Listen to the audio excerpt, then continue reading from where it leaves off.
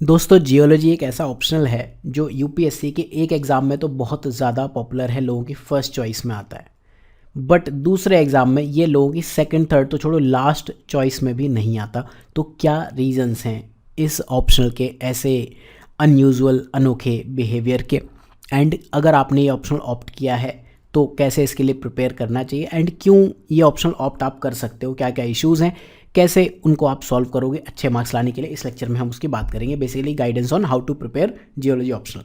तो इस लेक्चर में हम स्टेटस की बात करेंगे, चैलेंजेस पॉजिटिव्स, बट उससे पहले किसी भी ऑप्शनल की कहानी सिलेबस प्लस PYQ से शुरू होनी चाहिए और यहीं ख़त्म हो जानी चाहिए।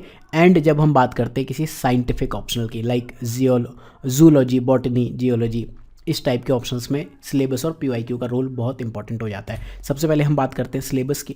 सिलेबस अगर आप देखोगे IAS IFS ऑलमोस्ट सिमिलर है। जो नॉर्मल टॉपिक्स हैं ये तो IAS और IFS दोनों में सेम है, बट जहाँ इटैलिक टॉपिक्स हैं वो IFS ओनली है। तो आपको यहाँ दिखेंगे, जैसे रेडियो एक्टिविटी है, यहाँ पर आपको दिख रहे हैं कुछ। थोड़ा सा एक चीज़ आप ध्यान रखना कि ज़रूरी नहीं कि अगर आप IFS के लिए कोई टॉपिक पढ़ रहे हो तो IAS के लिए इंपॉर्टेंट है ही नहीं। जैसे कॉन्टिनेंटल ड्रिफ्ट है, एविडेंस एंड मैकेनिज्म, ये पार्ट IFS में दिया है, बट जब हम IAS के लिए भी कॉन्टिनेंटल ड्रिफ्ट पढ़ेंगे, इनफैक्ट GS के लिए भी पढ़ते हैं, तो भी ये इंपॉर्टेंट होता है। ओरोजनी, एपिरोजनी, कॉन्टिनेंट ओशियंस, ये आपको पढ़ने चाहिए। ठीक है, सेम अगर आप ये पेपर 2 में ये देखो, इस तरह के बहुत सारे टॉपिक्स आपको मिल जाएंगे जो IFS स्पेसिफिक हैं। सबसे ज़्यादा ये आता जो डिफरेंस दिखता है आपको यहाँ पर पैलियोंटोलॉजी में दिखता है, राइट।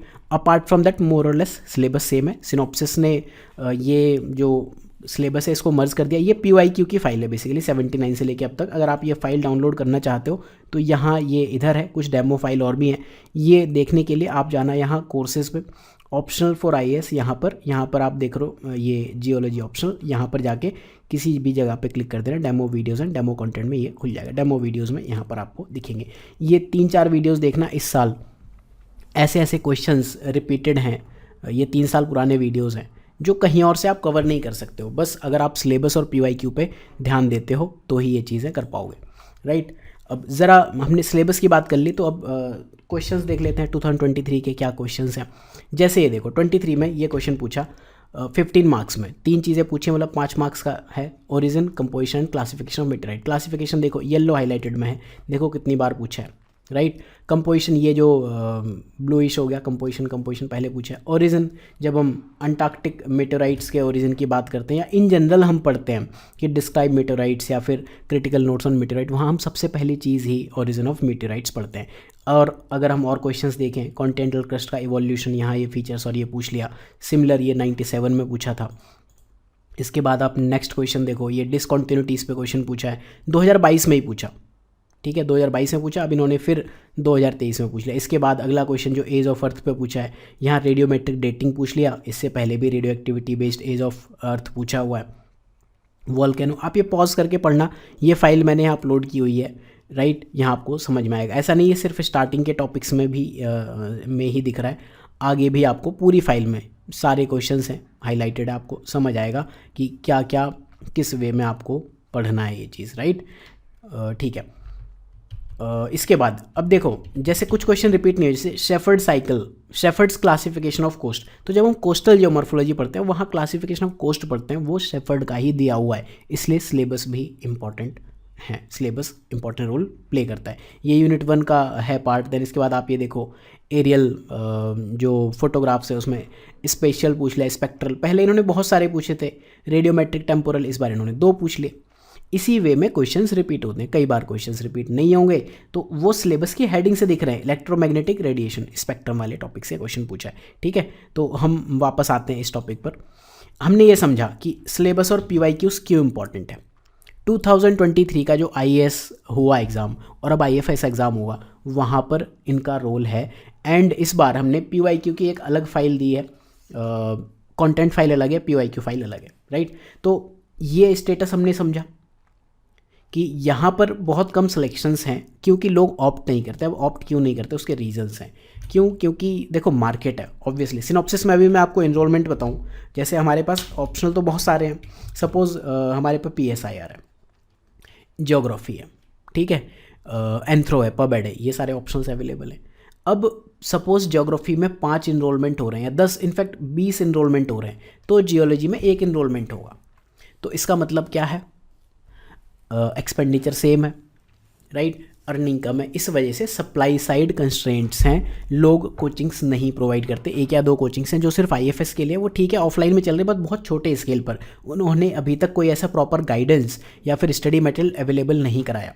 आपको मैं यूनिट वाइज 12 लेक्चर्स में इसके बाद यूनिट वाइज गाइडेंस प्रोवाइड कर दूंगा कि कैसे जियोलॉजी आपको प्रिपेयर करना है, ठीक है। तो चैलेंजेस क्या हैं, सबसे पहली चीज़, जब मार्केट ही नहीं है तो लोगों ने सप्लाई नहीं दी, जब सप्लाई नहीं दी तो लो अवेयरनेस है। मोस्टली अगर आप देखोगे आईएफएस में जो लोग ये ऑप्ट करते भी है ना, जियो पढ़ के, कि जियो मतलब जियोग्राफी, जियो मतलब जियोलॉजी, काफ़ी हद तक सिलेबस सेम भी है जियोग्राफी और जियोलॉजी में। जैसे कहाँ सेम है वो बताया, तो यूनिट 1 का ये वाला पूरा सेम है ऑलमोस्ट।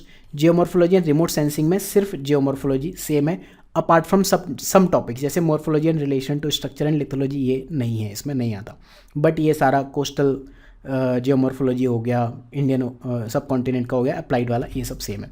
स्ट्रक्चर में बस अगर आपको पता है थोड़ा बहुत फोल्ड, जॉइंट, ये सब चीज़ें तो ठीक है, अदरवाइज़ ये टोटली डिफरेंट यूनिट है। पैलेंटोलॉजी टोटली डिफरेंट यूनिट है। स्ट्रैटिग्राफी में थोड़ा बहुत आपको जो स्ट्रैटिग्राफिक सीक्वेंस है एज ऑफ अर्थ में, जब हम इवोल्यूशन ऑफ स्पीसीज़ वगैरह पढ़ते हैं, वो वाली चीज़ थोड़ा बहुत हेल्प कर देगी। अदरवाइज़ एक टॉपिक छोड़ के कि इवोल्यूशन ऑफ हिमालयस, कुछ भी ऐसे सेम तो नहीं है। हाइड्रोजियोलॉजी में भी थोड़े बहुत साइकिल वगैरह सेम हो गए, अदरवाइज ये सब डिफरेंट टॉपिक है। ये अर्थक्वेक और लैंडस्लाइड, ये सारी चीज़ें यहाँ एनीवेज आई जाती हैं, ठीक है। तो इस वजह से लोग ज्योग्राफी जियोलॉजी में ले जाते हैं। जियो केमिस्ट्री एंड इन्वायरमेंटल जियोलॉजी पूरा सेम है। माइनिंग, इकोनॉमिक, ये थोड़ा सा ज्योग्राफी ऑप्शनल से रिलेटेड है जब हम रिसोर्स ज्योग्राफी की बात करते हैं। बाकी ये जो पेपर 2 का यूनिट 1 है टोटली डिफरेंट है, ठीक है। तो ये इश्यूज आते हैं। तो एक और परसेप्शन है, लोग ये मानते हैं कि इसका जीएस से तो कोई सिमिलरिटी है नहीं, लेकिन अभी हमने सिलेबस देखा, सिमिलरिटी है। जियोमॉर्फोलॉजी अगर आप कवर करते हो जियोलॉजी में, तो जीएस का जियोमॉर्फोलॉजी, ओशनोग्राफी, ये सब तैयार होता है। इन्वायरमेंट, डिजास्टर मैनेजमेंट तैयार होता है। साइंस टेक में स्पेशली स्पेस साइंस, जो रिमोट सेंसिंग है ना, वो वाला पार्ट अगर आप पढ़ लेते हो तो जीएस का वो वाला पार्ट तो एटलीस्ट प्रिपेयर हो जाएगा, ठीक है। यूनिवर्सिटी लेवल पे भी आपने देखा बहुत बढ़िया चीज़ तो नहीं। तो पॉजिटिव्स क्या है, हमें लेना क्यों चाहिए? पहली चीज़, साइंटिफिक ऑप्शनल है। देखो सिनॉप्सिस में हमने प्रोवाइड कर दिया, इसका मतलब ये मान के चलो कि ऑलमोस्ट हर एक क्वेश्चन, एटलीस्ट जो बिल्कुल ही रैंडम नहीं पूछ लिया उसको छोड़ के, ऑलमोस्ट हर एक क्वेश्चन आपको सिनॉप्सिस के नोट्स में मिलेगा। अगर आपको इसके प्रूफ चाहिए तो ये वीडियोस देख लो, मीटेराइट, ये इम्पैक्ट क्रेटर, इसमें देखना।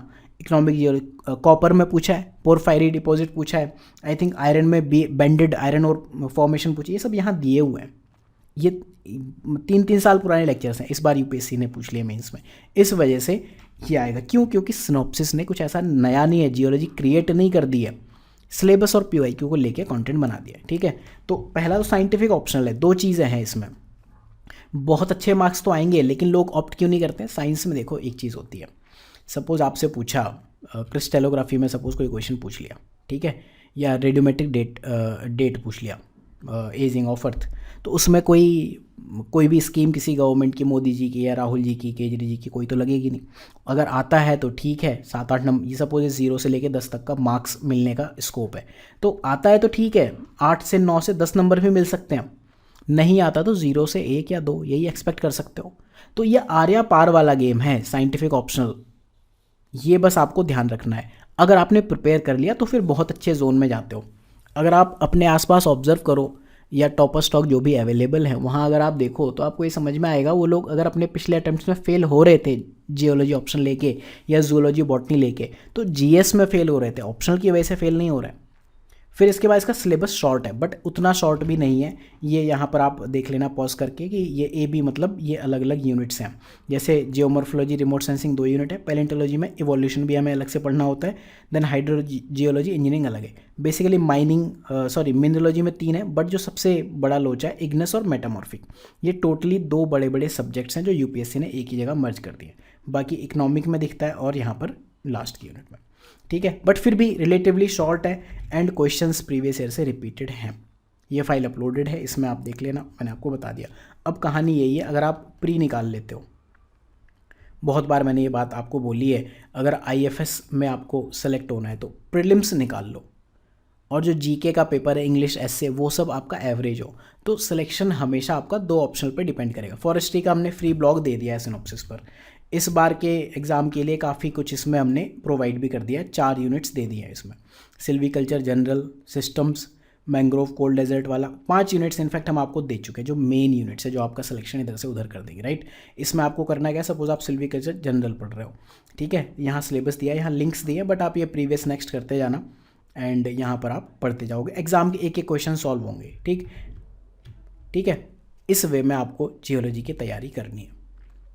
तो होपफुली जो भी आपके क्वेश्चंस थे या जो भी इश्यूज़ थे वो मैंने सब एड्रेस करने की अपनी तरफ से तो भरपूर कोशिश की है। और कोई डाउट होते हैं तो उसमें आप कमेंट करके बता देना। बाकी ये जो 12 यूनिट्स हैं सिलेबस में, आप देखो पेपर 1 में सेक्शन ए में 3, बी में 3, टोटल 6 यूनिट्स हैं दोनों पेपर में।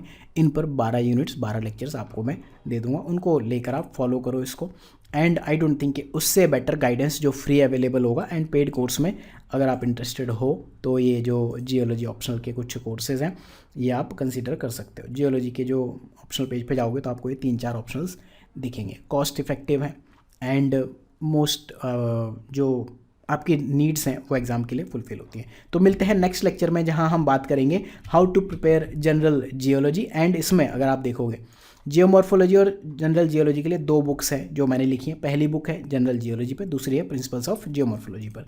इसमें अगर आप टॉपिक्स देखो, पहले ये टॉपिक्स हैं जो जनरल जियोलॉजी वगैरह में हमने कवर किए हैं, एक बार पॉज करके देख लो, बस मैं आपको शॉर्ट में दिखा दे रहा हूँ।